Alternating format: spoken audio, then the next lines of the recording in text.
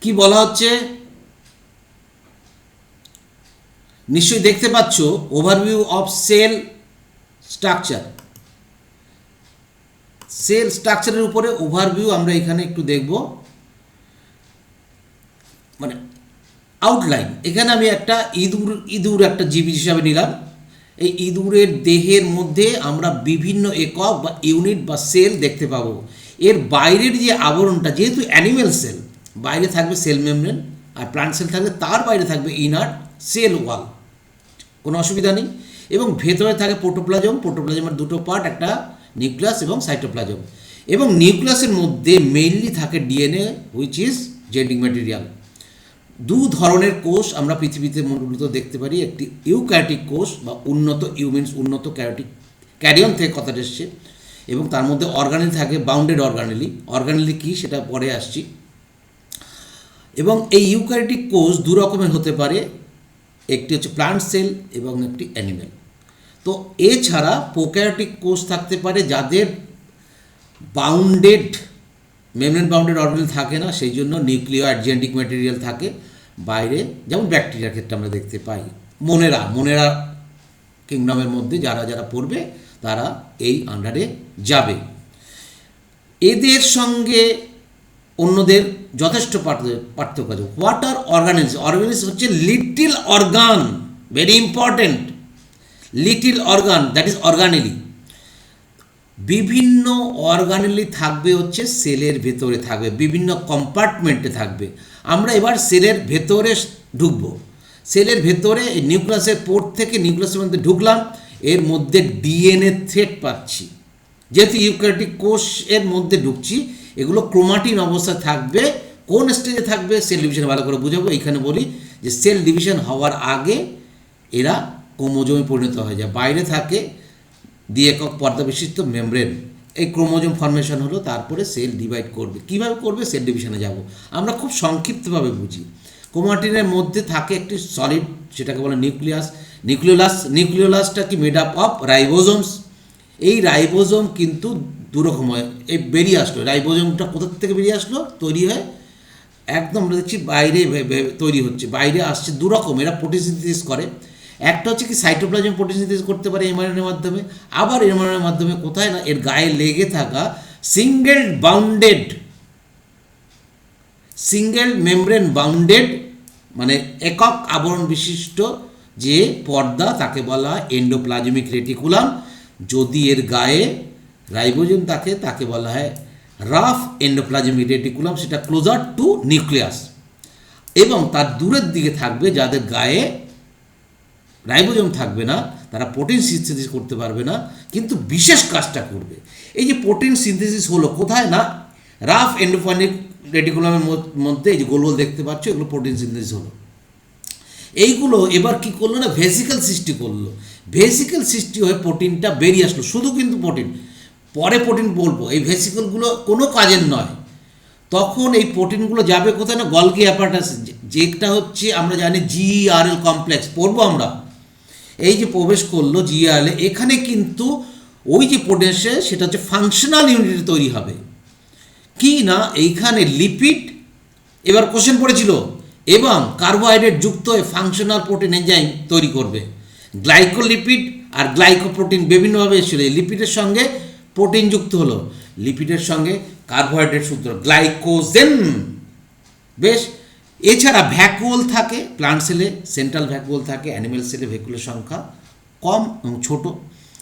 এই ভ্যাকুওলের মধ্যে sell sap, মানে সেলের যে ইয়েটা থাকে সেটা পরে আসবো, ডিটেলসে পড়বো আমরা। Two types of cell. এছাড়া লাইসোজোম মেনলি থাকে হচ্ছে অ্যানিম্যাল সেলে, কিছু কিছু প্লান্ট সেলে আমরা পাই। এরা কি করে না, এরা লাইসোম হচ্ছে কি সুইসাইডাল ব্যাগ বলা তোমরা জানো, এরা গার্বেজগুলোকে খেয়ে ফেলে, ইভেন সেলকেও ধ্বংস করে ফেলতে পারে। এছাড়া মাইটোকন্ড্রিয়া থাকে। মাইটোকন্ড্রিয়ন কিন্তু এটা কোথায় থাকবে না, ইউক্যারিওটিক কোষের মধ্যেই আমরা পাবো। কারণ প্রোক্যারিওটিক কোথায় থাকে না, মেসোজোম। সেলুলার রেসপিরেশনের সময় এটিপি সিনথেসিস করে এই মাইটোকন্ড্রিয়ান। কীভাবে হয় রেসপিরেশনে পড়ব, ডিটেলস আমরা এখন ওভারভিউ নিচ্ছি। এবার এছাড়া আরও আমরা অনেক কিছু দেখতে পাচ্ছি। প্রত্যেকটা দেখো কম্পার্টমেন্টের মধ্যে আছে। এই যে কম্পার্টমেন্টগুলো কে তৈরি করেছে? না সাইটোস্কেলিটন। সাইটোস্কেল কী করে? না আকার ঠিক করে। কার? কোষের। কোন কোষের? না প্রাণী কোষের। মাইক্রোটিউবুলস দু ধরনের হয়, আলফা এবং বিটা। প্লান্ট সেলের ক্ষেত্রে কিন্তু আমরা দেখতে পাবো যেটা হচ্ছে যে বাইরে একটা আবরণও দেখতে পাবো কোষের বাইরে, যেটা ইনার, সেটা আমরা পরে আসবো। ওই প্লান্ট সেলের মধ্যে আরেকটা বিশেষ চরিত্র যেটা অ্যানিমাল সেলে পাবো না, সেটা হচ্ছে ক্লোরোপ্লাস্টিড। ক্লোরোপ্লাস্টিড সম্বন্ধে আমরা সালোক সংশ্লেষের ডিটেলস পড়বো। এই ক্লোরোপ্লাস্টিডের আমরা থাইলাকয়েড কী, ল্যামেলা কী, এখানে ক্লোরোফিলে সালোক সংশ্লেষ আলোক দশা অন্ধকার দশা কোথায় হয় ডিটেলস পড়ব। এর বাইরে সেল ওয়াল থাকে, তার ভেতরে সেল মেমব্রেন থাকে। তো এই যে আমরা কিন্তু একটা নাট সেলে কিন্তু আইডিয়া পেয়ে যাচ্ছি যে ইউক্যারিওটিক সেল টু টাইপস, তাহলে আদার কী কী ইউনিক স্ট্রাকচার আছে সেটা কিন্তু আমরা দেখতে পারি। কোথায়? মানে প্রতিটা সেলের একটা ইউনিট ক্যারে। যদি আমরা ট্রাকিয়ার সেলের কথা বলি, ট্রাকিয়ার সেলে আমরা দেখতে পাবো কি সিলিয়া থাকে, এই যে মুভমেন্ট হয়। এই যে মুভমেন্টগুলো তোমরা দেখতে পাচ্ছ কি না, আমাদের যে বিভিন্ন তরল উইথ গ্যাস যা থাকুক না কেন বিভিন্ন জায়গায় থাকে। তুমি ওভারিতেও পাবো। এছাড়া যে ফ্লাজেলা থাকতে পাই আমরা, দেখো ফ্লাজেলা আর সিলিয়া দুটোর গঠন এক, পড়বো আমরা। এটা ব্যাকটেরিয়ার ক্ষেত্রে দেখছি, এরা মুভমেন্টে সাহায্য করে। এদের আবার পিলি থাকে, পিলির দু প্রকার থাকে। স্পার্ম সেল, এদের থাকে ফ্লাজেলাম। ফ্লাজেলাম কথা হচ্ছে সিঙ্গুলার, আর ফ্লাজেলা হচ্ছে প্লুরাল। ইউক্যারিওটিক সেল কি বলা হচ্ছে? Eukaryotic cell plant and animal cell with a nucleus and membrane enclose organelle. এটা ভেরি ইম্পর্টেন্ট তোমার ইউক্যারিওটিক সেলের ক্ষেত্রে। এটা কিন্তু আমরা বুঝে নিই যে ইউক্যারিওটিক সেলের প্রোক্যারিওটিক সেল কি ইউনিসেলুলার হয়। প্রোক্যারিওটিক সেল কখনোই মাল্টিসেলুলার হয় না। Very very IMP. তুমি বলতে পারো স্যার এ তো কিছু কিছু স্প্রেড কিছু কিছু দেখেছি আমরা স্যার, ওরা বেশ লম্বা হয়। হ্যাঁ, এক্সেপশন আছে, কিন্তু তা সত্ত্বেও বলছি সেই কোষগুলো কিন্তু এককভাবে কাজ করছে। ঠিক আছে? Unicellular organism without nucleus or membrane bounded organelle. কোনো অর্গানেলের মেমব্রেন থাকবে না। Next, all cells have a cell membrane, cytoplasm and genetic material. তাহলে সব প্রকার কোষেই কিন্তু এইগুলো থাকবে। কি থাকবে? সেল মেমব্রেন থাকবে, সাইটোপ্লাজম থাকবে এবং জেনেটিক মেটেরিয়াল। ডিএনএ হতে পারে, আরএনএ হতে পারে, দু রকমই হতে পারে। Both plant and animal cell have mitochondria. কাদের? ইউক্যারিওটিক। বোথ প্ল্যান্ট অ্যান্ড, এই ক্ষেত্রে যদি তোমার প্রোক্যারিওটিক হয় তাহলে সেটা হয়ে যাবে মেসোজোম।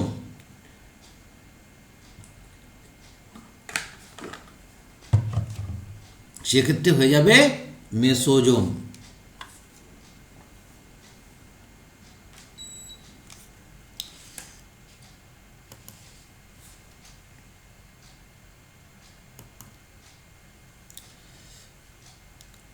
এবার আমরা মোটামুটি আমাদের সেল সাফার করে আসলাম। আমরা বুঝে গেলাম যে সেল সাফার কি। আমার ধারণা এবং তোমাদের ধারণা, বিগত দিনের যা যা অভিজ্ঞতা বায়োলজি সম্বন্ধে রয়েছে সেইগুলোকে আপাতত তোমার একটা ব্যাগের মধ্যে পুরে রেখে দাও। আমি যেভাবে বলছি সেভাবে পড়ো। দেখো তুমি বায়োলজি সম্পর্কে যত রকমের কোনো যদি ভীতি থাকে সব ভীতি উধাও হয়ে যাবে, কিচ্ছু থাকবে না। এক এক করে এগোবো। ঠিক আছে? তাহলে আমি এবার যেটাতে যাচ্ছি সেটা হচ্ছে যে এখানে কি দেখতে পাচ্ছি, আমি একটা প্যাড খুলেছি তোমাদের সামনে, তোমরা নিশ্চয়ই দেখতে পাচ্ছ যে একটি কোষ, এই একটা যদি কোষ হয়, এইটা যদি নিউক্লিয়াস হয়, এর মধ্যে বিভিন্ন কম্পার্টমেন্ট থাকছে। বিভিন্ন কম্পার্টমেন্ট কে করে রাখছে? না স্কেলেটাল। এ আর তোমার একটা বাড়িও যদি মনে করো, একটা বাড়ি ঘর, একটা বাড়িতেও তুমি কী কী পাচ্ছ? মনে করো এখানে বেডরুম আছে, এটা বেডরুম, ঠিক আছে? তা এটা হচ্ছে কিচেন, এটা ডাইনিং, এটা ড্রয়িং, এটা লিভিং। ঠিক একইভাবে এখানে হয়তো মাইটোকন্ড্রিয়া আছে, তাকে আলাদা আলাদা, সে power house, like kitchen power house, sorry, তোমার যে ইলেকট্রিক রুমটা সেটা পাওয়ার হাউস, ইলেকট্রিক রুম। আর এখানে আছে মনে করো তোমার হচ্ছে, যদি এটা উদ্ভিদ কোষ হয়, এখানে আছে ক্লোরোফিল, ক্লোরোফিল বলছি কেন, ক্লোরোপ্লাস্ট। তাহলে তার সঙ্গে কার তুলনা পাচ্ছি না, কিচেনের তুলনা পাচ্ছি। তাহলে দেখো প্রত্যেকটা ঘর, তুমি মনে করো বসে আছো যে ঘরে, হঠাৎ কোনো একটা ম্যাজিক বলে তোমার বাড়িতে, তুমি যে ঘরে বসে এখন পড়াশোনা করছো, তোমার মা নিশ্চয়ই রান্নাঘরে এত কাজ করছে, বাবা এখানে, বোন ওই ঘরে, বন্ধু বান্ধব হয়তো বাইরে ঘরে আড্ডা মারছে কোথাও, হঠাৎ দেখা গেল সমস্ত কম্পার্টমেন্টগুলো কোনো ম্যাজিকের মাধ্যমে উড়ে গেল। তাহলে ঘরটা কি হয়ে গেল, পুরো ফাঁকা, অবাক কাণ্ড। তাহলে কি বুঝলাম, মাথায় কিছু আসলো? This is prokaryotic sell, there is no any compartment, but compartment present in eukaryotic cell. বুঝতে পারলাম? ইউক্যারিওটিক সেলে আমরা পাবো হচ্ছে কম্পার্টমেন্ট, সেল ইনক্লুশন।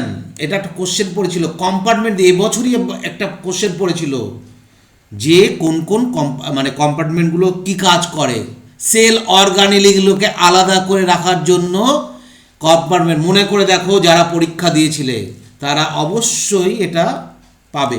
প্রতিটা প্রশ্ন কিন্তু প্রত্যেক বছর আলোচনার মধ্যেই থাকে। নেক্সট আমরা এবার ঢুকবো, এবার আমরা যেটা প্রবেশ করব মূল পড়াশোনার মধ্যে।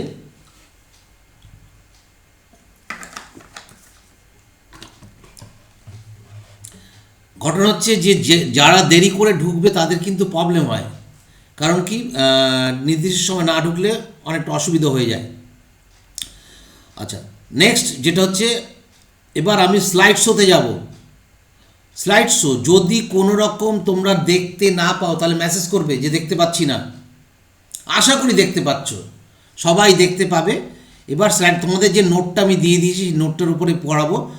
প্রথমে নিট বেস, এবং বলে দেবো যেগুলোর আন্ডারলাইন করব, কোনটা কি পয়েন্ট, সব কিছু কিন্তু বলে দেবো, বুঝে নিতে হবে।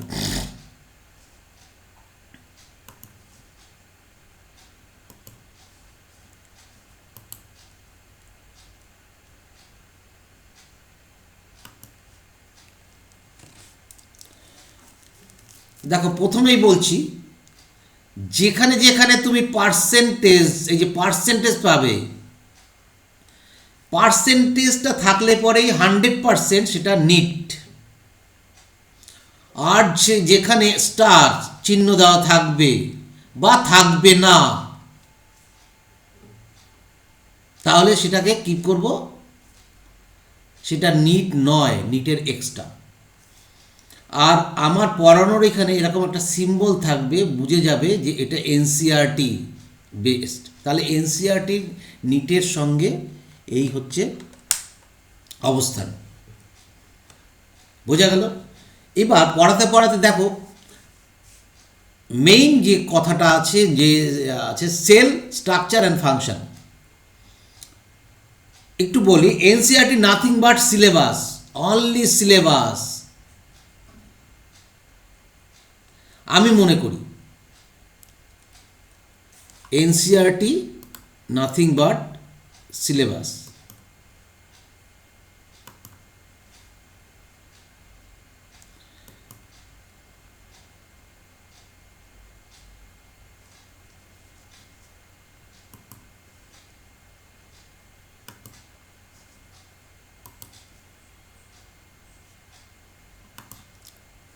তো যেটা বলছিলাম, পড়ার মধ্যে ঢুকে যাচ্ছি। প্রথমে বলা হচ্ছে কি, biology is the study of living organism. বাংলায় বলে বুঝিয়ে দেবো, কোনো চিন্তার কোনো কারণ নেই, ভয় পাওয়ার কোনো কারণ নেই যে বুঝতে পারবে না। যদি না বুঝতে পারো, কিভাবে বুঝতে পারো আমি তোমাদের জন্য সেরকমভাবে বোঝাতে রাজি আছি, কিন্তু বুঝতে তোমাকে হবেই। Biology is the study of living organism. তাহলে বায়োলজি সাবজেক্ট আমরা পড়েছি। লাইফ সায়েন্স বায়োলজির মধ্যে পার্থক্য আছে, তার মধ্যে যাচ্ছি না। বায়োলজি হচ্ছে কি জীবিত জীবের আলোচনা। এটা কোথার থেকে নেওয়া হয়েছে? রোমান থেকে নেওয়া হয়েছে লাইফ, আর হচ্ছে লজি, মানে লজি, এগুলো তো আমরা পড়ে নেবে, ব্রাঞ্চ অফ স্টাডি। আমি ওগুলোর মধ্যে যাব না, যেটা এনসিআরটি সেটা বেস্ট। দ্য ডিটেল, দেখো এই লাইনটাতে তোমার বুঝতে খুব অসুবিধা হচ্ছে আমি জানি। The detail description of their form and appearance only brought out their diversity. কি বুঝলে? বলতে চাইছি, আমি পুরো জিনিসটাকে দেখো সুন্দর করে লিখে দিয়েছি। দ্য ডিটেল ডেসক্রিপশন ইন বায়োলজিতে detail description of their life, যারা জীবন্ত তাদের ফর্ম এবং অ্যাপিয়ারেন্স, সব সময় ডাইভার্সিটি বিভিন্নতা দেখা দেয়। কারেক্ট। তার মানে যে জীবিত জীব তাদের মধ্যে বিভিন্নতা আছে, সেটা জানতে হবে। কীরকমভাবে জানবো আমরা? না, আমরা কতটুকু পড়েছি, নিশ্চয়ই 11 এটা পড়েছি যে কিংডমের ক্ষেত্রে মনেরা মানে হচ্ছে মনেরা, প্রোটিস্টা, প্লান্টি, ফাঞ্জি, অ্যানিমেলিয়া, এই 5 কিংডম পড়ে এসছি, অথবা আমিও পড়াবো আগে। এই মনেরা হচ্ছে কি? Prokaryote. মনেরা prokaryote, মনেরা is prokaryote and unicellular. cellular. Protista also unicellular. Protista also, but eukaryotes. দুটোর মধ্যে পার্থক্য বোঝা গেল।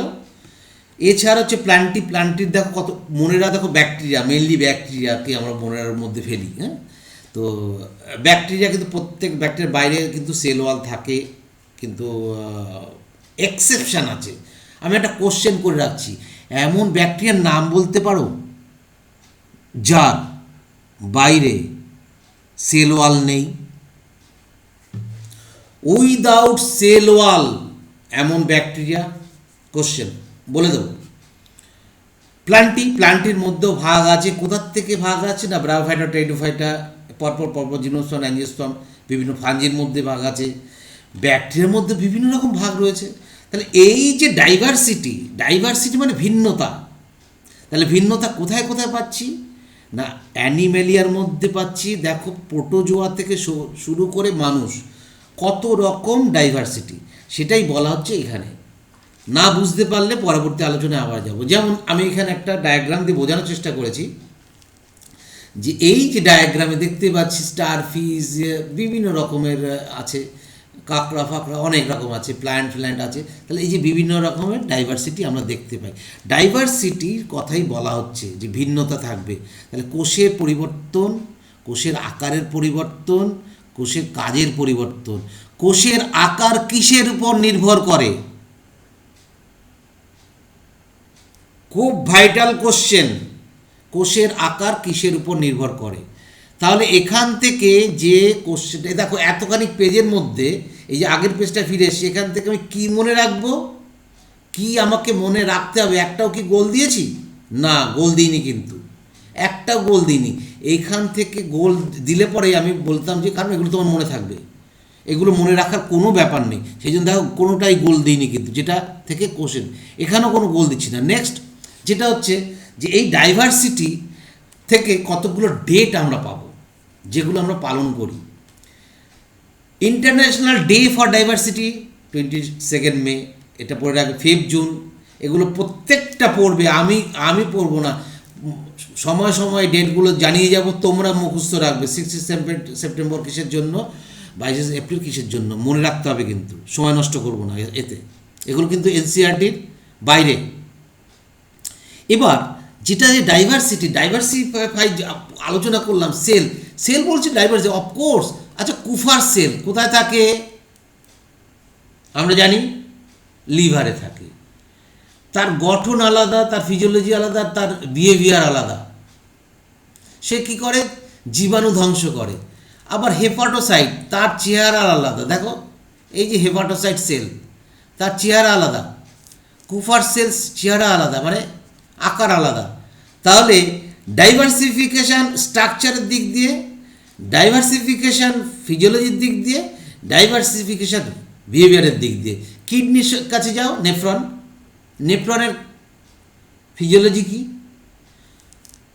এর ফিজিওলজি কি, হেপাটাসের ফিজিওলজি কি করবে না বাইল প্রোডাকশন করে। তাহলে নেফ্রন কি করবে না ছাকতে সাহায্য করবে, কাকে, ইউরিয়াকে। তাহলে এই যে ডাইভার্সিফিকেশন বোঝো, এনসিআরটি বলেছি, দেখো এনসিআরটি কি কি, এনসিআরটির বইটা কি ভালো করে বুঝবে। এনসিআরটির যে বইটার যে লাইন, এই মনে করো একটা এনসিআরটির লাইন, তার পরবর্তী এই একটা এনসিআরটির লাইন, তুমি এই দুটো এনসিআরটি লাইনের মাঝখানে যে গ্যাপ, এখানে কিন্তু অনেক গল্প কিন্তু বলা আছে যেটা তুমি দেখতে পাচ্ছ না। এই গল্পটাই আমি বুঝিয়ে যাব, আর এই গল্পটা যে যত তাড়াতাড়ি বুঝতে পারবে এনসিআরটিতে, সে তত তাড়াতাড়ি উপলব্ধি করতে পারবে এবং নিটকে সে একদম জয় করে চলে আসতে পারবে। এই গল্প বিভিন্ন জায়গায়, এনসিআরটি কিন্তু অত বিস্তৃতভাবে যায়নি, কিন্তু তোমার কোশ্চেনটা কিন্তু সেভাবেই আসবে।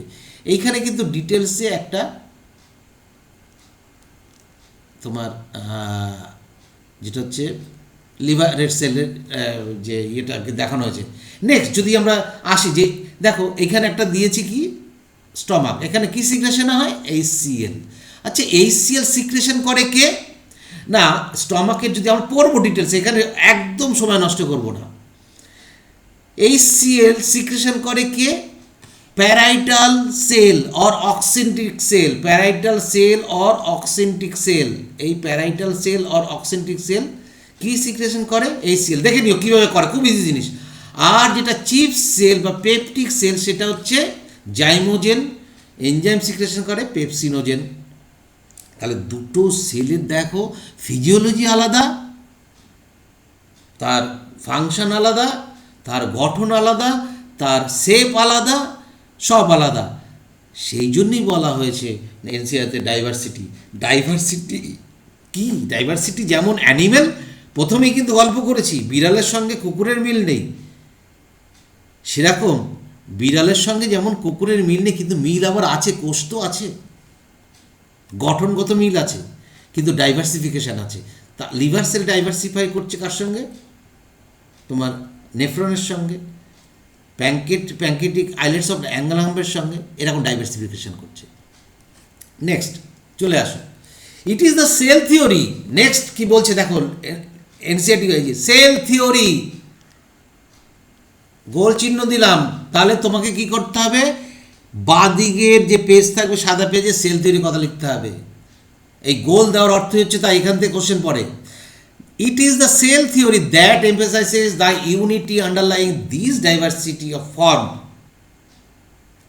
that is the cellular organization of all life forms. এইটুক বলছে এনসিআরটি। কতটুকু বুঝলে দেখো, এর মধ্যে কতটা গল্প এনসিআরটি কত সংক্ষেপে বলে দিয়ে চলে গেছে, সুন্দর কথা বলেছে। কি কথাটা বলেছে, cell theory is nothing but the study of cell, আর cells means is the structure and functional unit of living beings.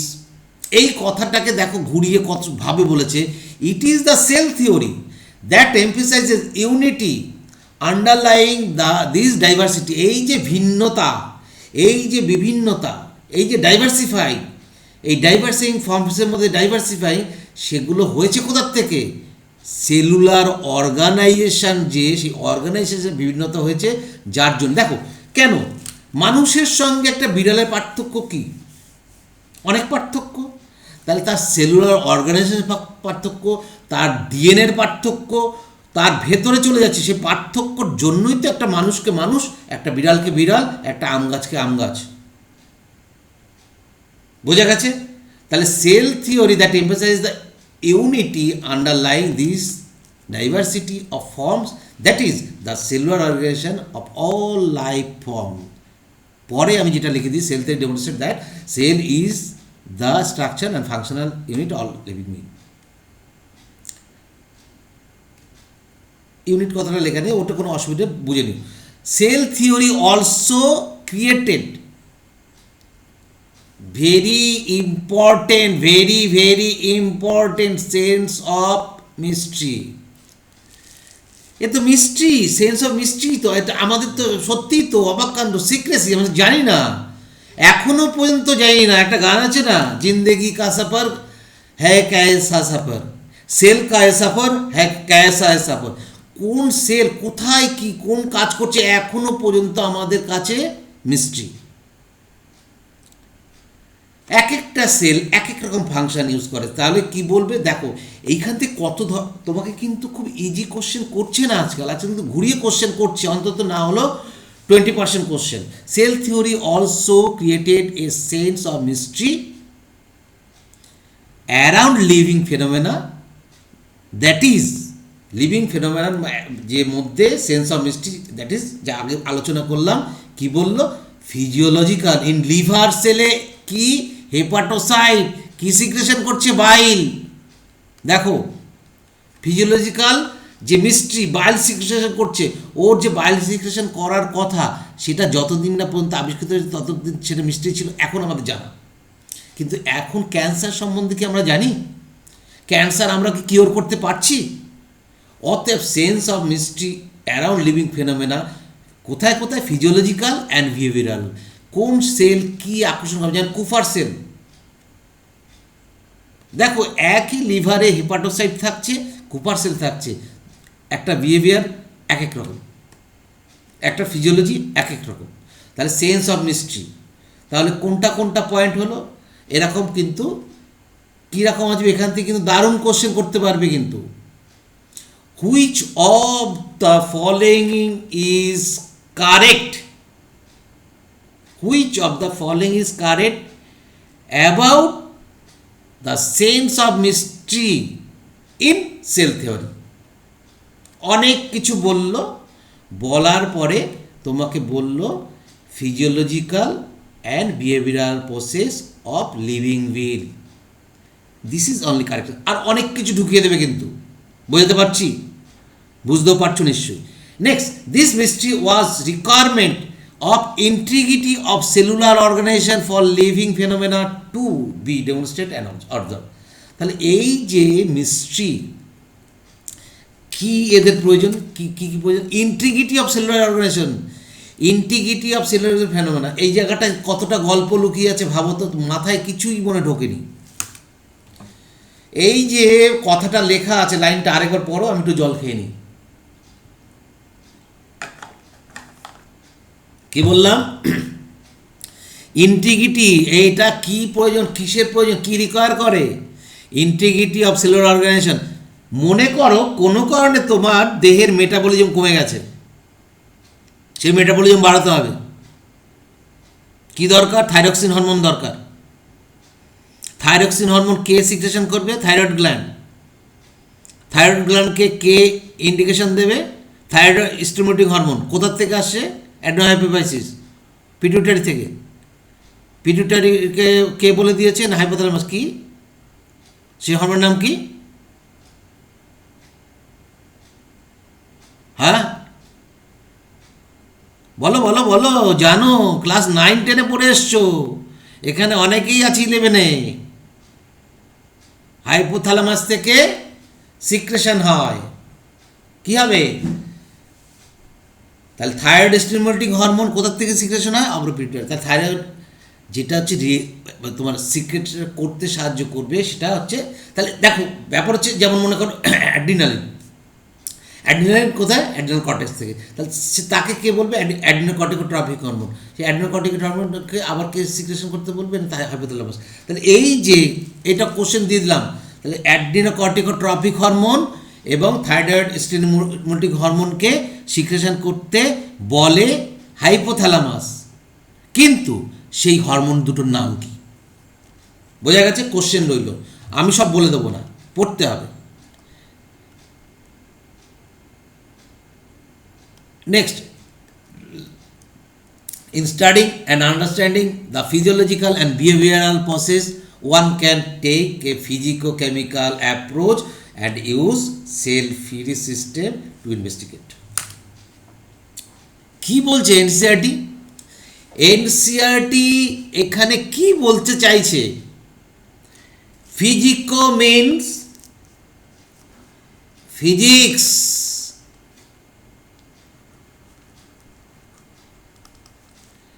Chemical means chemistry, হঠাৎ বায়োলজি পড়তে এসে ফিজিক্স কেমিস্ট্রির কথা অ্যাপ্রোচ করছে। বলা হচ্ছে যে এই যে ডাইভার্সিটি, যে বিভিন্নতা, এটাকে তোমাকে যদি বুঝতে হয়, ফিজিওলজি যদি সেলের বুঝতে হয়, বিহেভিয়ার যদি সেলের বুঝতে হয়, এরা কেন করছে, কিভাবে করছে, তাহলে তোমাকে আরও ব্যাকে যেতে হবে। সেই কোষটার ফিজিক্স কি আছে, সেই কোষটার কেমিস্ট্রি কি আছে। তুই বলবি বাবা বায়োলজির মধ্যে স্যার আবার physics chemistry. Yes, without physics and chemistry আমরা এক মুহূর্ত এগোতে পারবো না, এটা আমি পরে বলছি। তাহলে বলছি আমাদের যদি সম্পূর্ণভাবে এই ডাইভার্সিটি বুঝতে হয় এবং ফিজিওলজিক্যাল এবং বিহেভিয়ারাল প্রসেস যদি বুঝতে হয়, তাহলে physico chemical approach very important point round. আর কি সেল ফ্রি সিস্টেম, দুটো পয়েন্ট এখানে আছে। দেখো বলছে in studying and understanding the physiological and behavioral process one can take, যে কেউ ফিজিকো-কেমিক্যাল অ্যাপ্রোচের দিকে তাকে যেতে হবে, বাধ্য করবে যেতে। কি করে না, ইউজ করতে হবে সেল ফ্রি সিস্টেমে। তখন তাকে সেল ফ্রি সিস্টেমে মানে ইন ভিট্রো সিস্টেমে তাকে আসতে হবে ইনভেস্টিগেশন করার জন্য। সেটা কি? সেটা হচ্ছে এই যে একটা কোষের মধ্যে কি আছে। একটা হিউম্যান বডি মনে করো, এই একটা হিউম্যান বডি, সেখান থেকে একটা সিস্টেম, যে কোনো একটা সিস্টেম ভাবতে পারো, সেখান থেকে একটা অর্গান, সিস্টেমের যে কোনো একটা অর্গান, এগুলো আর বলার অপেক্ষা রাখে না। ডাইজেস্টিভ সিস্টেম হতে অর্গান যদি স্টমাক হয়, তাহলে এর মধ্যে থেকে অর্গানের মধ্যে টিস্যু আসতে পারে, বিভিন্ন টিস্যু নিতে পারে। তারপরে সেলের মধ্যে পেপটিক সেল নিতে পারো, সেখান থেকে কি সিক্রেশন করছে না, পেপসিনোজেন সিক্রেশন করছে, এনজাইম সিক্রেশন হচ্ছে। তো এই যে ঘটনাটা বুঝতে গেলে আমার সেলের ভেতরে ঢুকতে হবে। সেলের ভিতরে ঢুকতে গেলে পেপসিনোজেন মানে সেই পেপটিক সেলে ঢুকতে হচ্ছে। সেলে ঢুকে গিয়ে তার কি ফাংশন সেটা আমাকে জানতে হচ্ছে, তার বিহেভিয়ার কি জানতে হচ্ছে। অতএব সেল ফ্রি সিস্টেম পরে বলছি কি। This approach enable us to describe the various process in molecular terms. দেখো এখানেও আবার একটা গল্প বলে রাখলো। এনসিইআরটি কি বলছে যে এটাই অ্যাপ্রোচকে যদি আমাদের ডিসক্রাইব করতে হয়, তাহলে মলিকুলার লেভেলে যেতে হবে এবং মলিকুলার লেভেলে গিয়ে মলিকুলার টার্মসগুলোকে বুঝতে হবে। মলিকুলার লেভেলে কে যেতে পারে, আমি কোশ্চেন করে রাখলাম। একটা সেল কিন্তু মলিকুলার লেভেল নয়, তাহলে কোন অংশ মলিকুলার লেভেল ভাবতে থাকো। The approach established by analysis of living tissue for elements and compound. তাহলে কি বলছে যে এটা এস্টাবলিশ করবে তখনই অ্যাপ্রোচ করবে, এস্টাবলিশ করবে কখন, যখন আমরা এলিমেন্টে চলে যাব। এলিমেন্ট সম্বন্ধে কোথায় আলোচনা হয়, কেমিস্ট্রি, ফিজিক্সে, এবং কম্পাউন্ড সম্বন্ধেও তাই। আলটিমেট ফিজিক্স তার মানে মূল কথা হচ্ছে, যদি আমাদের এই বিহেভিয়ারাল চেঞ্জ, ডাইভার্সিটি যদি বুঝতে হয়, আমাদের সামনে গেলে চলবে না, আমাদের পিছন দিকে আসতে হবে ক্রমশ। সেলের দেখো আমি হিউম্যান বডির থেকে চলে গেছি কোথায়, পেপসিনোজেন। নেক্সট লাইন কি বলছে, it will tell us what types of organ compounds are present in living organism. তখনই আমরা বুঝতে পারবো যে কী ধরনের অর্গানিক কম্পাউন্ড এই লিভিং বডিতে আছে। লিভিং দেহ মানে জীবিত যে কোষ, জীবিত যে প্রাণী, তার মধ্যে কী ধরনের অর্গানিক কম্পাউন্ড আছে।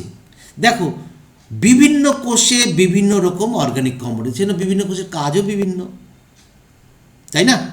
এগুলো আমরা আস্তে আস্তে বুঝতে পারবো, আরও ডিটেলসে ঢুকবো।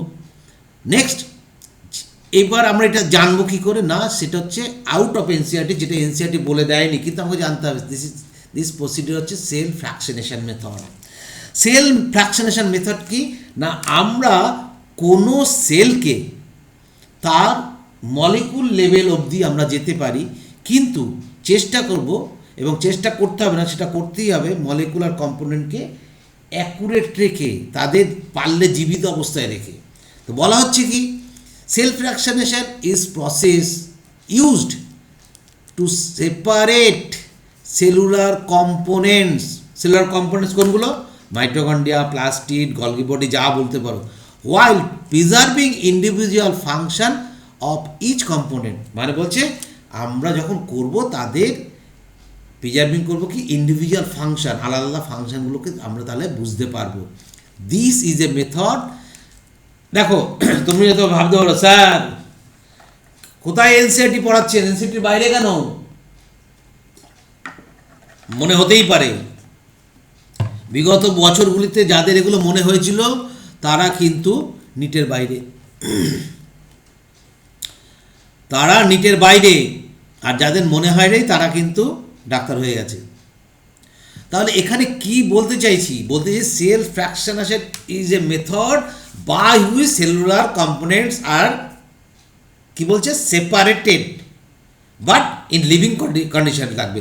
This is a method that was originally used to demonstrate the cellular location, কোথায় আছে, of various biochemical process। Biochemical প্রসেসের মাধ্যমে আমরা আমরা বুঝবো সেটা বুঝবো। সাম অর্গানিজমস লাইক, দেখো এগুলো কিন্তু এনসিআরটি না, এগুলো কিন্তু আমরা বোঝার জন্য, শুধু এগুলো নট এনসিআরটি, এনসিআরটির মধ্যে নেই, কিন্তু জাস্ট বুঝবো। এখানে কিন্তু কোনো গোল্লা পাকাচ্ছি না, কিন্তু লক্ষ্য করেছো, কোনো গোল্লা পাকাচ্ছি না। তাহলে some organism like mitochondria are also still functional in some times. এবার কথা আছে, যেগুলো আমি লিখেও দিয়েছি, যে কিছু মিডিয়াম আমরা ইউজ করি এই সেপারেট করার সময়, মাইটোকন্ড্রিয়া এবং ক্লোরোপ্লাস্টকে যখন আমরা হোমোজিনেট করি তখন আমরা সুক্রোজ ইউজ করি। এটা জেনে রাখতে পারো।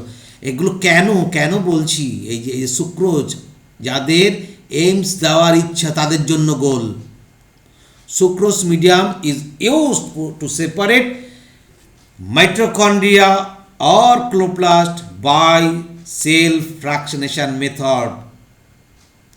এবং এটাকে হোমোজেনাইজার একটা মেশিন, যেটা আমরা ক্লাস 12-এ পড়বো, জেনেটিক্সে পড়তে গিয়ে।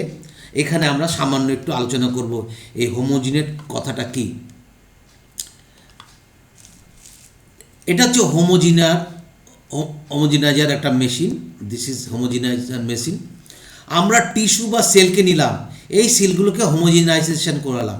তার মানে কি, এমনভাবে করলাম তার লিভিং সমস্ত কিছু কিন্তু একইভাবে থাকলো, শুধু তারা আলাদা আলাদা করে সেপারেট হয়েছে, কিন্তু কোনোটাই কিন্তু ভেঙে চুরে চুরমার হয়নি। এই অবস্থায় ভালো করে বুঝতে হবে, এই অবস্থায় কিন্তু মাইটোকন্ড্রিয়া লিভিং, নিউক্লিয়াস লিভিং, মানে লিভিং বলতে আমি বলতে চাইছি যেরকম ছিল সেই রকম।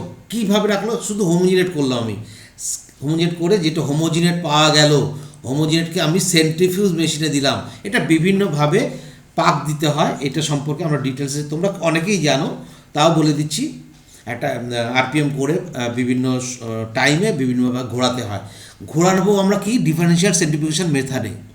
ডিফারেন্সিয়াল সেন্ট্রিফিউগেশন মেথডে মানে কি, আমরা যেমন মনে করো তোমার হাতে একটা একটা ঢিল আছে, এই ঢিলটাকে তুমি 1 ফুট একটা সুতো দিয়ে ঘোরাচ্ছ, তাহলে কি এটা ঘুরবে এইরকম, এই পাকে ঘুরতে থাকবে, তাই না? হ্যাঁ কি না? কিন্তু এই পাকে যদি ঘোরে, এই যদি আমি এটা সুতোটাকে ছিঁড়ে ফেলি, তাহলে কি হবে, এই ঢিলটা স্পর্শক বরাবর ছুটে বেরিয়ে যাবে, তাই না? আবার যদি অন্য সাইজের একটা জিনিস থাকে, সেটা অন্য সাইজের, এগুলো আমরা জানি, এগুলো ফিজিক্সের ব্যাপার। দেখো সেই কিন্তু ফিজিক্সে এসছি, কিন্তু আমাদের বুঝতে গিয়ে কিন্তু সেই ফিজিক্সে কিন্তু এসি। হ্যাঁ, তোমাকে মেডিকেল পড়তে অনেক ছাত্রছাত্রী আমাকে বলে, যে স্যার কেন ফিজিক্স কেমিস্ট্রি ডাক্তারি পড়বো, এসব কি দরকার? হ্যাঁ, সেখানে কিন্তু তোমাকে কখনোই মেডিকেল পড়তে গিয়ে তোমাকে গ্র্যাভিটেশন ল, কেমিস্ট্রির একদম এক্সট্রিম পয়েন্টে বলবে না, কিন্তু বেসিক কেমিস্ট্রি ফিজিক্স তোমাকে জানতেই হবে। তাহলে ডিফারেন্সিয়াল সেন্ট্রিফিউগেশন মেথডে আমরা কি করতে পারি না, বিভিন্ন ঘন্টায় বিভিন্ন স্পিডে পাক দিয়ে বিভিন্ন ওয়েটের, বিভিন্ন ওজন সম্পন্ন অর্গানেলকে সেপারেট করতে পারি। সেটাকে বলা হচ্ছে differential centrifugation, differential centrifugation method. কি করতে পারি এখানে তোমরা ডিটেলসে পড়ে নেবে, আমি এখানে পড়ে সময় নষ্ট করবো না। এখানে কি করছি না, প্রথমে এই যে হোমোজিনেট করলাম সেলকে লো, তাহলে নিচে যেটা পড়ে থাকে ভারী অংশ, ওই যে দেখিয়েছিলাম না, যেটা ভারী অংশ সেটা একদম উপরে, মানে এইটা যদি টেস্ট টিউব হয়, এই টেস্ট টিউবের শেষের দিকে থাকবে আর হালকাগুলো ভেতরে থাকবে, তাহলে ভারী অংশ তলায়, এই তলায় একে বলা হয় প্যালেট, এটা আমাদের জানতে হবে, এটাকে বলা হয় প্যালেট। আর পরের উপরের অংশ হালকাটাকে বলা হয় সুপারনেটেড। তাহলে প্রথম অবস্থায় কি বেরিয়ে আসলো প্যালেটে, whole cell nuclei and exoskeleton. দ্বিতীয়বার আবার আমি এটা পরে বলছি, দ্বিতীয়বারে বেরিয়ে আসলো কি মাইটোকন্ড্রিয়া, লাইসোজোম, প্যারক্সিজোম। তৃতীয়বারে মাইক্রোটিউবুলস, স্মল ভেহিকলস। চতুর্থবারে রাইবোজোম, ভেসিকেলস এবং লার্জ ম্যাক্রোমলিকুলস, এগুলো বেরিয়ে আসলো। এইখানে ডিটেলস তুমি ভালো ভালো করে বুঝতে পারবে। এটা সম্বন্ধে তোমাদের অভিজ্ঞতা আছে। দেখো প্রথমে কি করেছি না, 10 মিনিট সেন্ট্রিফিউগেশন করার পরে, তাহলে সেন্ট্রিফিউজ করেছি কত, 800 গ্র্যাভিটেশন ফোর্সে। প্রথমে বেরিয়েছে নিউক্লিয়ার সেডিমেন্ট, সেটাকে আলাদা করে নিলাম। This is sell fractionation method. এই প্যালেটটাকে পরবর্তী টেস্ট টিউবে আবার দিলাম, সেইখানে কি করলাম, 60 মিনিট ধরে এত গ্র্যাভিটেশন ফোর্সে করলাম, বেরোলো কি মাইটোকন্ড্রিয়া, লাইসোজোম, প্যারক্সিজোম, সেডিমেন্ট, এটাকে আমরা বের করে নিলাম। নেক্সট প্যালেটটাকে আবার এর মধ্যে আবার সেন্ট্রিফিউজ করলাম, কত দেখো 3 ঘন্টা ধরে। তাহলে কি বেরোলো, fragments of plasma membrane, endoplasmic reticulum, যত হালকা জিনিসগুলো। লাস্টে যেটা পড়ে ধরলো সাইটোসোল, মানে সাইটোপ্লাজম তরল, এবং তলায় প্লেটে থাকলো কি, প্যালেটে থাকলো কি, this is sell fractionation method. দেখো কোথার থেকে কোথায় এসছি, আমি পড়ছি সেল, তাহলে সেল পড়তে গেলে আমাকে কোথায় যেতে হচ্ছে না, ব্যাকে যেতে হচ্ছে। সেল সম্পর্কে, সেল ডাইভার্সিফিকেশন সম্পর্কে, সেল ডাইভার্সিটি, সেলের বিভিন্নতা, প্রাণীর ডাইভার্সিটি, প্রাণীর বিভিন্নতা, উদ্ভিদের ডাইভার্সিটি, উদ্ভিদের প্রাণীর লিভিং বিংয়ের ডাইভার্সিটি, এগুলো বুঝতে গেলে আমাকে যেতে হচ্ছে কোথায়, বায়োলজির থেকে পিছিয়ে যেতে হচ্ছে। কোথায় যাচ্ছি না, কেমিস্ট্রিতে যাচ্ছি। কোথায় যাচ্ছি না, ফিজিক্সে যাচ্ছি। দিস ইজ কল্ড রিডাকশনিস্ট বায়োলজি, যেটা তোমার এনসিআরটি বলছে। এই এনসিআরটিকে বোঝানোর জন্য আমাকে এতগুলো জায়গা ফিরে আসতে হলো।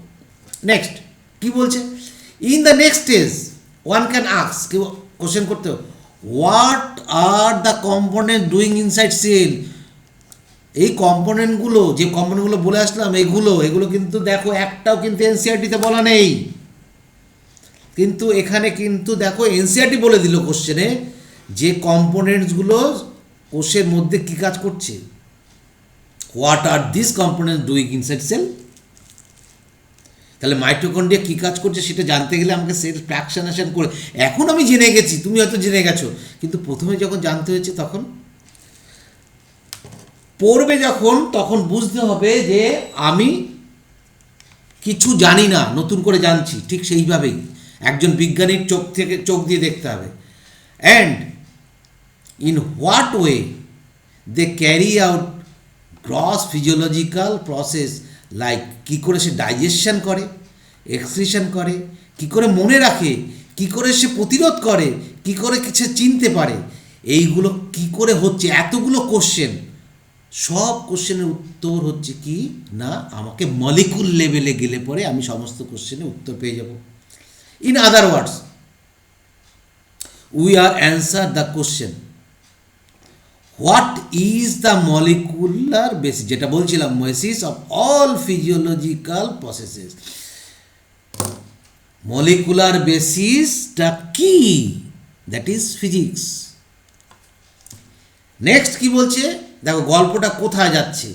ইট ক্যান অলসো, দেখো যারা ওয়েস্ট বেঙ্গল বোর্ডে আছো তাদের সঙ্গে, তাদের বইয়ের সঙ্গে এইখানের পার্থক্য এটাই, এনসিইআরটি কম কথা বলে, সিলেবাস নাথিং বাট সিলেবাস, কিন্তু অনেক কিছু এর মধ্যে বলে দেওয়া রয়েছে, অনেক কিছু বলে দেওয়া রয়েছে। আর আমরা বাংলা মিডিয়ামে যে বইগুলো পড়ি সেইগুলোতে এইসব একটা কথা বলে দেওয়া নেই, একটা কথা বলে দেওয়া নেই। কিন্তু এই জন্যই এনসিইআরটি কিন্তু ইন্ডিয়ার মধ্যে বেস্ট বুক, কারণ এনসিইআরটির মধ্যে এমন কথা বলা আছে যা মুখে বলা নেই, মানে লিখিত আকারে বলা নেই, কিন্তু অনেক কিছুই আছে। কোশ্চেন তো সেখান থেকেই করবে। একজন ডাক্তার তৈরি হবে, তুমি যাকে তাকে ডাক্তার তৈরি করবে, তাহলে তো রুখ মারবে। তাহলে কাদের বেছে নেবে? যারা বুঝবে, যারা মেডিকেলটা বুঝবে, যারা মেডিসিনটা বুঝবে। ম্যাক্সিমাম ডাক্তার, আমি বলে দিচ্ছি, ম্যাক্সিমাম ডাক্তার, তাদের ডাক্তার কে জানো? 12 বছর প্র্যাকটিস করার পরে রিপ্রেজেন্টেটিভ, তারা এসে বলে স্যার এই রোগের এই ওষুধ লিখে দেয়। সেরকম ডাক্তার হয়েও না, কারণ তোমাকে জানতে হবে যে অ্যানিমিয়া হয়েছে, সেই অ্যানিমিয়া কী ধরনের anaemia, folic acid deficiency anaemia না আয়রন ডেফিসিয়েন্সি অ্যানিমিয়া। তোমার অ্যানিমিয়া হয়েছে, তোমাকে অ্যানিমিয়ার ওষুধ দিয়ে দিল। যদি আয়রন ডেফিসিয়েন্সি হয় তাহলে ফলিক অ্যাসিডের ডেফিসিয়েন্সির ওষুধ খেলে কি কাজ হবে? অতএব তোমাকে সেই রকম ডাক্তার হবে। দেখো কথাগুলো কেন বলছি, কারণ তোমাকে বুঝতে হবে। আর এবছর যেহেতু অনলাইনে আমি পড়ানোর সুযোগ বেশি পাচ্ছি, ধৈর্য ধরে কিন্তু পড়াটা করে যেতে হবে। এবং কোশ্চেন যেগুলো দিচ্ছি সেই কোশ্চেনের অ্যান্সারগুলো একদম হোয়াটসঅ্যাপে, সঙ্গে সঙ্গে হোয়াটসঅ্যাপে দিয়ে যেতে হবে। আমি খুলে দেখে নেব, এখন না পারো লিখে রাখো, পরে উত্তরগুলো দিয়ে দেবে। দুটো কোশ্চেন কিন্তু করে রেখেছি। এখানে কি বলছে, it can also explain abnormal process. Abnormal process কখন হয়? That occur during disease condition. আর কিছু এনসিইআরটিতে বলেনি। তাহলে তুমি যদি এইটাই বলো, তাহলে প্যাথোলজি, লাইক প্যাথোলজি, আমি কথাটা দিলাম কেন, প্যাথোলজি ইজ এ ট্রিটমেন্ট, যে প্রক্রিয়া তুমি অ্যাবনর্মাল প্রসেস। দেখো একটা ক্যান্সারের যখন বায়োপসি করা হয় তখন কি করে বুঝে যে এটা ক্যান্সার হচ্ছে? সেলকে বায়োপসি করায়, তাহলে তখন তাকে প্যাথোলজিক্যাল ল্যাবে যেতে হচ্ছে। সেটাই বলা হচ্ছে এখানে, বলে it can explain, also explain abnormal process. Abnormal process, abnormal process, এই যে কথাটা, এটাকে আন্ডারলাইন করে নাও। Abnormal process that is disease condition, যেমন সিকেল সেল অ্যানিমিয়া। এখানে কিসের কন্ডিশন হয়েছে না, বেজ মিউটেশন হয়েছে। পরে পড়বো আমরা, অ্যালক্যাপ্টোনিউরিয়া, ফিনাইলকিটোনিউরিয়া, এগুলো এই যে বিভিন্ন ফল্ট ইন মলিকুলার লেভেল, সমস্ত কিন্তু মলিকুলার লেভেলে হয়েছে। এবং এই যে কোভিড-19 মেইনলি, তুমি এটা মনে রেখো, সাইটোকাইনিন ব্রাস্ট, পরে পড়বো ক্লাস 12-এ যখন ডিজিজ, আমাকে মনে করিয়ে দিও, ডিটেলস এখানে পড়ার সুযোগ নেই। সাইটোকাইনিন ব্রাস্ট, আমাদের ইন্ডিয়াতে মোট 11টা প্রজাতির কোভিড মানে করোনা ভাইরাস আছে, তার মধ্যে লেস ভিরুলেন্ট 9টা, আর হচ্ছে ডেঞ্জারাস ভিরুলেন্ট সেটা হচ্ছে 2টো প্রজাতি। এই 2টো প্রজাতিই আমাদের এই ঘটনাটা ঘটাচ্ছে। তাহলে এবং এটা হচ্ছে আরএনএ ভাইরাস, সবচেয়ে মাথায় রাখতে হবে আরএনএ ভাইরাস। আরএনএ আর ডিএনএর মধ্যে পার্থক্যটা বুঝতে গেলে সবচেয়ে প্রথমে বুঝতে হবে RNA is more reactive than DNA, DNA is stable. সেই জন্যই আরএনএ ভাইরাস বলেই আমরা এত কিছু, চাঁদে যাচ্ছে, এখানে যাচ্ছে, ওখানে যাচ্ছে, এখানে কতক না কী করতে পারছি, কিন্তু আমরা মানুষ বলে গর্ববোধ করি একটা না দেখা জীব জ্বরের মাঝখানে উপস্থিত এমন বস্তু আমাদের কাজ করে দিচ্ছে। তা আমরা কিসের শিক্ষিত হয়েছি? আমরা একটা ভ্যাকসিন তৈরি করতে পারছি না, এইচআইভির ভ্যাকসিন তৈরি করতে পারছি না। আসলে ঘটনা হচ্ছে যে আমরা এখনও অনেক অনুন্নত, আমরা এখনও সে জায়গায় পৌঁছইনি, যার জন্য এইডসের ভাইরাস ভ্যাকসিন তৈরি করতে পারিনি। অ্যান্টিসেন্স টেকনোলজি অ্যাপ্লাই করার আমরা করতে পারছি না এখানে। যাই হোক, নেক্সট আসছে এই যে ফিজিক্সে কেন যেতে হবে, এখানে লাস্ট বলা হচ্ছে সাংঘাতিক কথা, this physicochemical approach to study and understanding living organism is called reductionist biology. Very very IMP, খুব খুব একদম একদম কোনো কথা হবে না এখানে কিন্তু।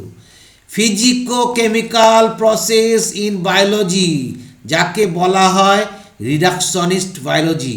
रिडक्शनिस्ट वाली मीन्स आपको पीछे जाना है, बायोलॉजी को समझना है तो आपको पीछे जाना है, सामने नहीं।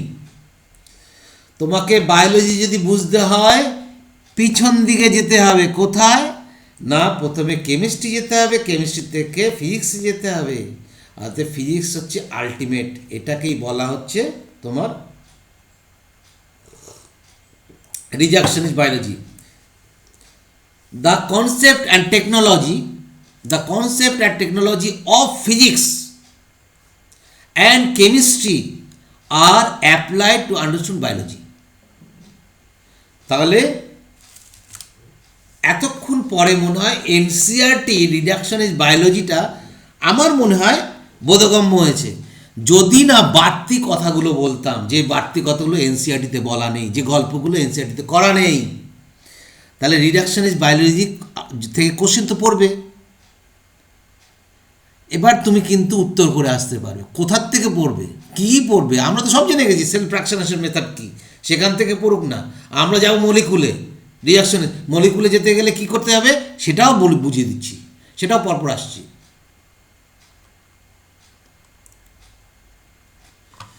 কীরকম দেখো, এটা জাস্ট তোমরা পড়েছো মনে হচ্ছে, একটু হাসিও পেয়েছে তোমাদের, কিন্তু ব্যাপারটা খুব সাংঘাতিক। রিডাকশন অ্যান্ড অ্যাপ্রোচ কী বলছে, ফিল্ডস অ্যারেঞ্জড বাই পিওরিটি, শুদ্ধতার দিক দিয়ে মোর পিওর। এটা হচ্ছে ডাইলেমা, দ্বিধা বা উভয় সংকর, মানে দ্বিধাগ্রস্ত অবস্থা। কীরকম, যারা সোশিওলজি নিয়ে যারা পড়াশোনা করে, সোশিওলজি তারা একদম বলে পৃথিবীতে কত রকম পরিবর্তন ঘটছে, এই সব পরিবর্তন হচ্ছে, এই যে করোনার পরিবর্তন হচ্ছে, কিছুই বোঝা যাচ্ছে না, কোনো কিচ্ছু না। সাইকোলজি নিয়ে যারা পড়ে তারা সাইকোলজি বলছে কি, সোশিওলজি কিছুই না, sociology is just applied psychology, মানে ওদের সাইকোলজিটাকে বলছে। বায়োলজি কি বলছে, বায়োলজিস্ট যারা বলছে আরে না রে, সাইকোলজিস্টটা কিছুই না, সাইকোলজি ইজ জাস্ট অ্যাপ্লাইড। এই যে সাইকোলজিক্যাল ট্রিটমেন্ট হচ্ছে ওটা হচ্ছে অ্যাপ্লাইড বায়োলজি। বিহেভিয়ার কি, একটা মানুষ একরকম বিহেভ করছে, সাইকিয়াট্রিস্টের কাছে যাচ্ছি, তাকেও কিন্তু ডাক্তারের হতে হয়েছে, বায়োলজিস্ট। তা বায়োলজি বলছে psychology is nothing but applied biology.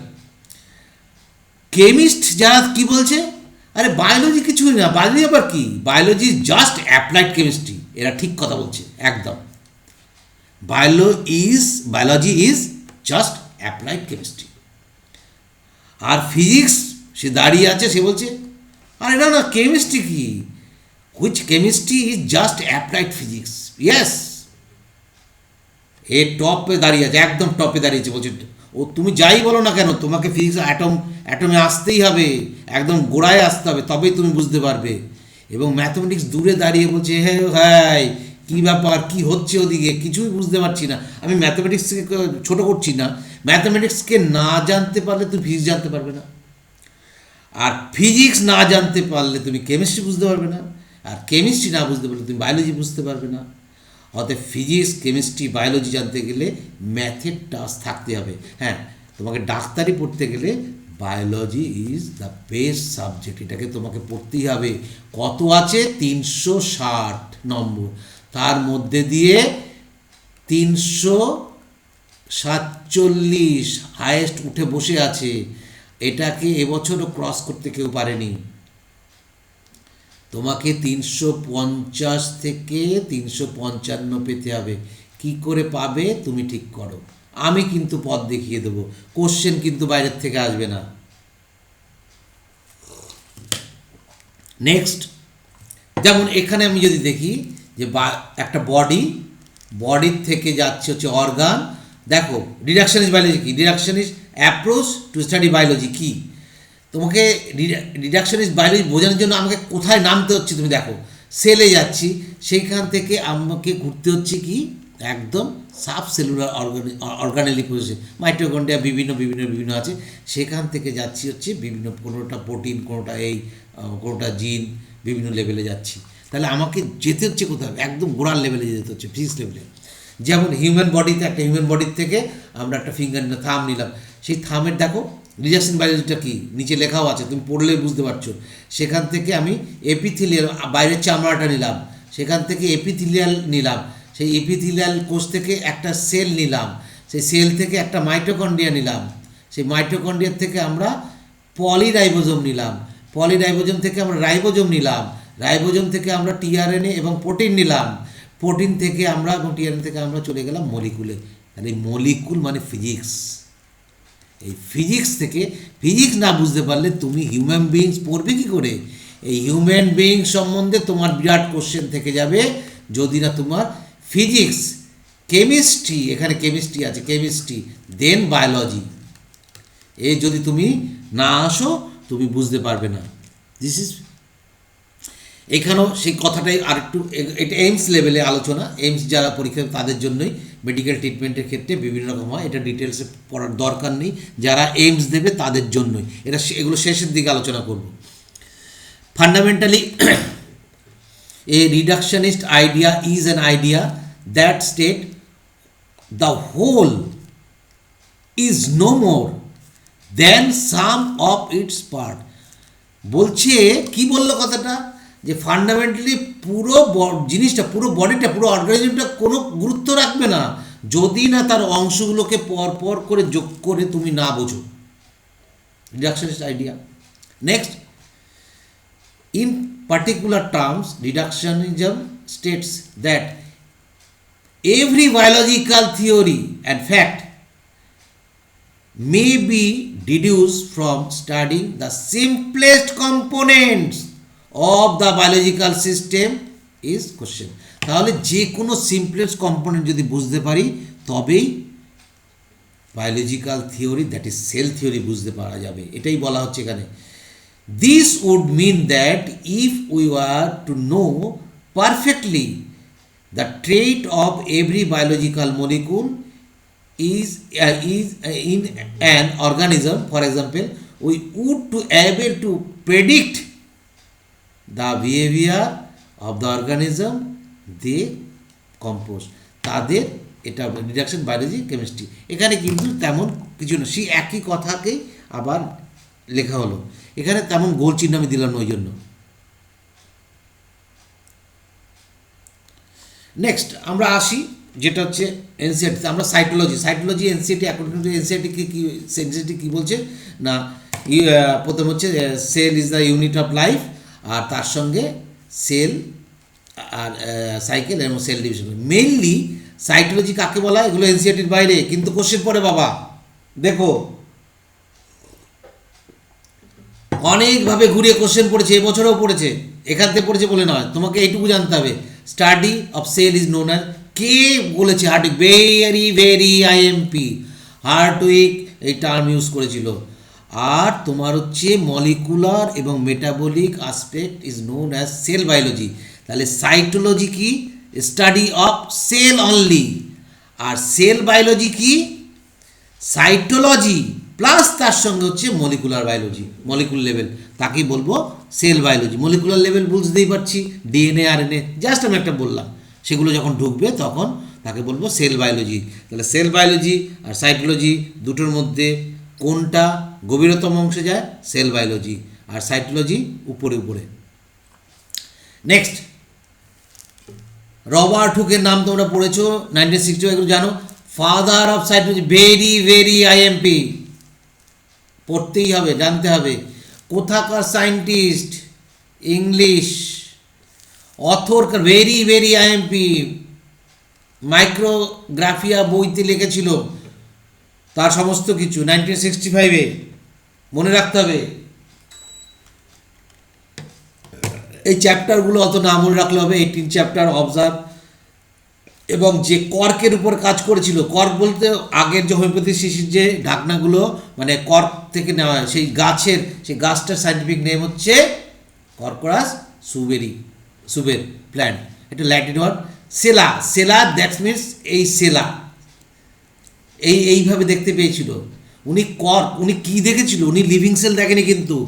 1965 উনি দেখেছিল নন লিভিং সেল, যে সেলের ওয়ালগুলো দেখেছিল উইথ সুবেরাইজ, সুবেরিনের সেল ওয়াল উনি দেখেছিল, এবং এগুলো হানিবি কম্বের মতন দেখতে, যার জন্য একে লিটিল রুম বলা হয়েছিল।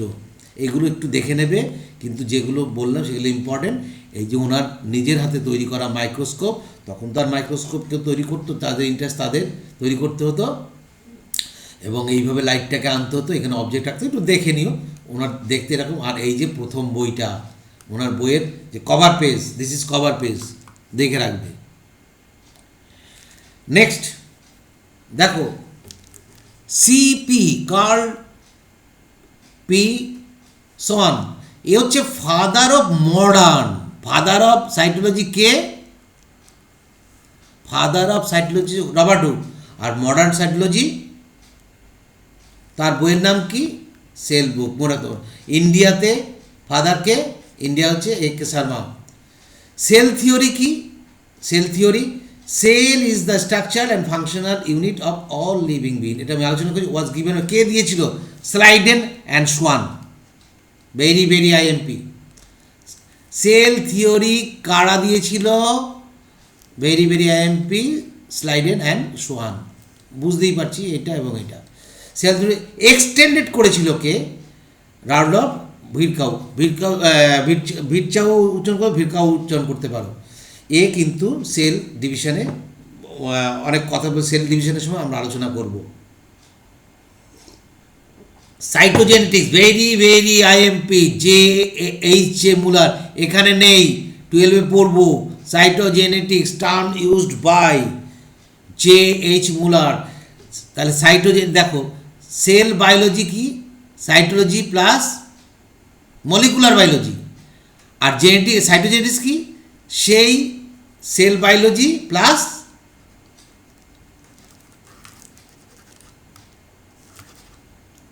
সেল বায়োলজি প্লাস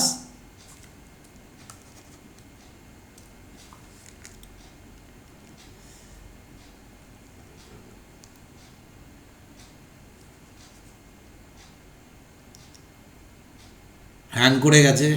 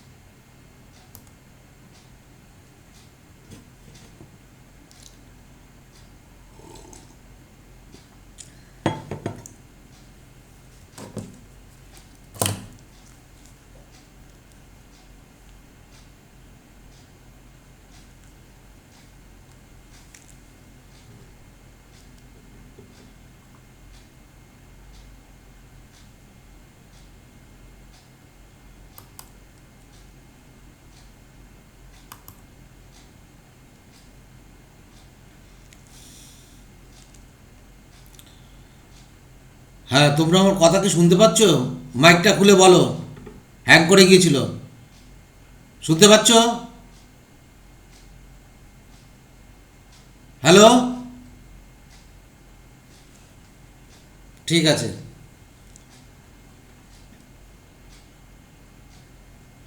হ্যাং করে গিয়েছিল, আবার যাচ্ছি সেই ইয়েতেই, আমাকে যেতে হবে আবার।